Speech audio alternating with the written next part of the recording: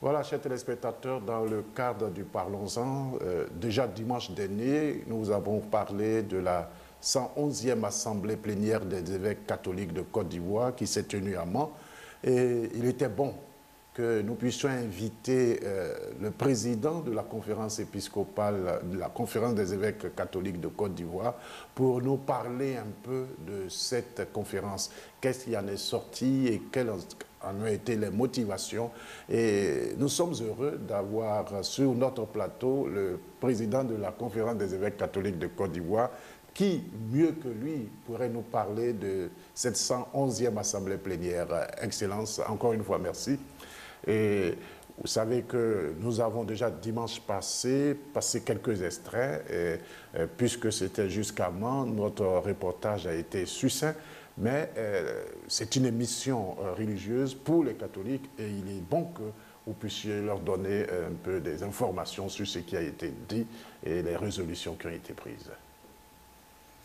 Oui, alors, comme nous le savons tous, les évêques catholiques de Côte d'Ivoire ont trois assemblées plénières, celle de janvier, de mars sur les séminaires et celle du mois de mai, qui cette année se tiendra en juin parce qu'il y a une coïncidence de programme avec la Serao Rekowa.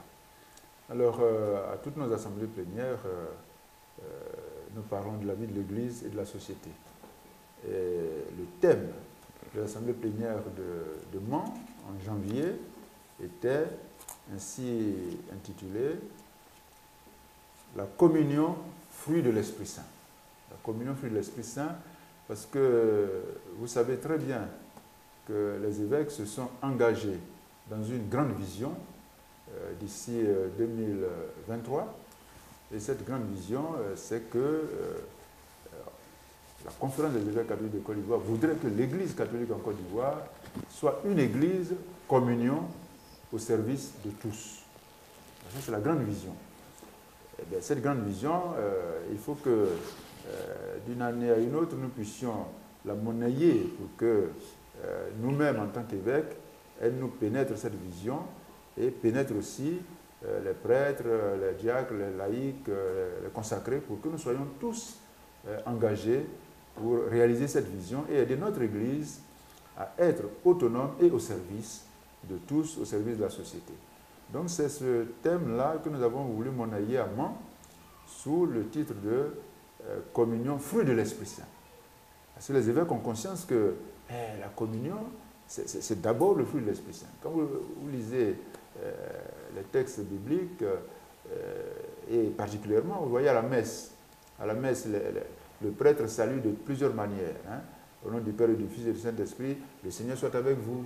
Ou bien la grâce de Jésus notre Seigneur, l'amour de Dieu et la communion de l'Esprit Saint soit toujours avec vous. Tiré bien sûr de la deuxième lettre de Paul aux Corinthiens chapitre 13, verset 13, qui montre que l'Esprit Saint est l'acteur principal de la communion, sans qu'on oppose l'Esprit Saint à Jésus-Christ et à Dieu, parce que comme dit le credo, tout ce que le Père fait, le Fils le fait pareillement, et l'Esprit Saint le fait pareillement. Donc ils ne sont pas opposés, mais de manière habituelle, et selon le texte de Paul que nous venons de citer, la communion est le fruit de l'Esprit Saint. Et donc les évêques voudraient se mettre dans l'esprit que ce n'est pas à eux, à leur propre énergie, qui pourra construire cette communion, mais c'est vraiment Dieu qui, par son esprit de vérité, son esprit de communion, construira cette communion que les évêques se sont fixés comme vision. Et cette communion se construit de manière mystérieuse dans la vie de l'Église, mais aussi dans la vie de la société. Et donc, pour vivre ce thème, au cours de l'Assemblée plénière de Mans, les évêques ont eu à traiter concrètement des réalités qui permettent de vivre la communion au concret. Donc, je voudrais citer la péréquation nationale autour des honoraires de messe. Parce que cela remonte à quelques années, les évêques ont voulu que dans notre Église, nous puissions vivre cette communion autour de la péréquation nationale, autour des honoraires de messe. Parce que vous savez, les prêtres n'ont pas de salaire. Les prêtres n'ont pas de rétribution, de rémunération fixe en dehors des horaires de messe. Et donc, il peut se trouver que, et il se trouve que dans tel diocèse, il y en a plus, dans tel autre, il y en a moins, et dans tel autre, il n'y en a même pas. Donc, les évêques ont dit, il faut qu'on mette tout ça dans une caisse commune. Donc, on a travaillé à cela, et la résolution, la décision qui a été prise, c'est que jusqu'en octobre prochain, on puisse vraiment commencer. Mais on prépare le terrain maintenant en organisant cette caisse commune pour que dès la rentrée pastorale prochaine, on puisse commencer à donner à tous les prêtres ce qu'il faut à partir d'une caisse unique. Cette caisse qui sera gérée par un prêtre et d'autres, le père Émile Sialou, qui y a travaillé aussi. Donc ça, c'est l'une des grandes questions que les évêques ont traitées au cours de l'Assemblée plénière de Mans. Il y a eu aussi les médias, parce que le président de la commission chargée des médias, des moyens de communication sociale, a travaillé avec sa commission pour préparer, j'allais dire, une nouvelle orientation, des réformes à faire pour que nos moyens de communication vraiment nous aident à propager l'Évangile jusqu'aux confins de notre pays. Parce que, comme vous le savez, la RNC, bon, elle arrive là où il y a des relais, mais il n'y en a pas partout. La radio Espoir, la radio Maria, et tout cela, et la télévision nationale, Ecclesia TV, qui a été d'abord la propriété de l'archidiocèse d'Abidjan, mais qui, grâce à la grande générosité de son éminence, a été donnée à l'Église en Côte d'Ivoire. Il lui faut des moyens pour entretenir bien sûr ceux qui y travaillent, et puis le matériel, il faut le renouveler. Donc, nous avons donc écouté les résultats de la proposition de réforme que le président de la commission chargé de la commission épiscopale des moyens de communication nous a présenté et nous avons adopté pour l'envoyer en mission, approfondir la question et permettre à notre Église d'avoir les moyens de soutenir les moyens de communication sociale. Il y a eu aussi l'éducation catholique dont le président de la commission nous a présenté aussi une réforme du système éducatif catholique et nous avons adopté cette réforme pour qu'ils aillent approfondir la question et permettre à nos écoles catholiques, non seulement d'être catholiques, mais d'avoir les moyens d'éduquer nos enfants, d'éduquer nos jeunes. Nous savons tous dans ce pays que l'école catholique a formé beaucoup de cadres qui aujourd'hui sont au service du pays. Et nous voulons continuer cette mission dans une bonne gestion et dans une bonne organisation. Et je crois que c'est les grandes questions qui, sans oublier la réconciliation dans notre pays, parce que les évêques ont parlé de l'Église, mais aussi ont parlé de la situation du pays.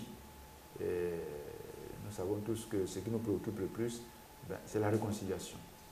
Bon, il y a les élections, bien sûr, mais la réconciliation, il y a le problème de la CEI, la réforme de la CEI. Donc les évêques se sont penchés sur toutes ces questions qui intéressent les Ivoiriens, qui intéressent tous les habitants de ce pays. Et nous avons prié pour que vraiment 2020, que nous voyons venir avec parfois des inquiétudes, que 2020 ne soit pas 2020 de tous les dangers, mais plutôt 2020 où la démocratie se vive dans la transparence, dans la vérité, dans le respect du peuple. Parce que la démocratie, c'est le pouvoir du peuple. Il faut respecter le pouvoir du peuple en respectant les résultats qui sortent des urnes, sans tricherie, sans biaiser. Et je crois que les évêques se sont penchés sur ces questions avec beaucoup d'acuité et ont prié pour ça. Merci, Monseigneur. Je peux résumer ça en deux points essentiels. Le premier point, c'est que les évêques se sont penchés sur le côté économique, autonomie de l'Église. Qu'est-ce que l'Église doit faire pour être autonome au niveau de cette aide qu'on apporte aux prêtres et même aux églises qui sont un peu en détresse et même pour toutes les activités que l'Église veut faire pour qu'elle soit autonome. Et ça, c'est aussi un élément important de cette vision de l'Église pour 2023, vous avez dit 2023. Et donc, il y a un plan d'action qui est mené et chaque fois, vous vous retrouvez. Alors, cette autonomie dont vous parlez depuis un certain temps, est-ce que vous voyez que ça accroche les fidèles chrétiens? Est-ce que ça accroche les fidèles chrétiens? Oui, je pense que l'autonomie accroche les fidèles chrétiens si on s'en tient aux résultats d'année en année. Ça va toujours croissant. Ça va toujours croissant. Et si je dois remercier des diocèses, ben, je les remercie tous, mais particulièrement, je voudrais profiter de votre antenne pour remercier l'archidiocèse d'Abidjan. Parce que cette année, nous fêtons les 5 ans du Fonds national et nous avons fait un bilan sur les 5 ans. Alors, c'est sans commentaire, il suffit que chacun aille voir le bilan pour voir comment, sans l'archidiocèse d'Abidjan, le fonds, il faut le ranger dans un trou, il n'existerait pas. Et donc, un grand merci à son éminence, un grand merci aux prêtres de l'archidiocèse d'Abidjan, mais aussi merci à tous les prêtres de tous les diocèses qui font les efforts pour aider le fonds à avancer. Et les laïcs, je pense, d'année en année, prennent conscience que c'est important. Vous savez que quand ça dure dans le temps, un projet dure dans le temps, après ça commence à sombrer. Est-ce que vous avez posé déjà un deadline, c'est-à-dire une fin, pas une fin, mais un moment où les chrétiens et les prêtres vont commencer à sentir cette autonomie, là, venir déjà par certaines actions qui seront posées? Est-ce que vous avez déjà fixé? Cette autonomie est déjà là. Elle est déjà là parce que beaucoup d'activités des évêques peinaient à se réaliser dans le temps. Dans le temps, il nous fallait 10 millions pour que le secrétaire général fonctionne. Mais pour trouver ces 10 millions, c'était la croix et la bannière. Mais aujourd'hui, le budget du secrétaire général dépasse les 50 millions. Mais ça, c'est grâce au fonds et au PAGN. Bon. Ensuite, le congrès des prêtres. Les prêtres ont eu un congrès il y a 2 ans.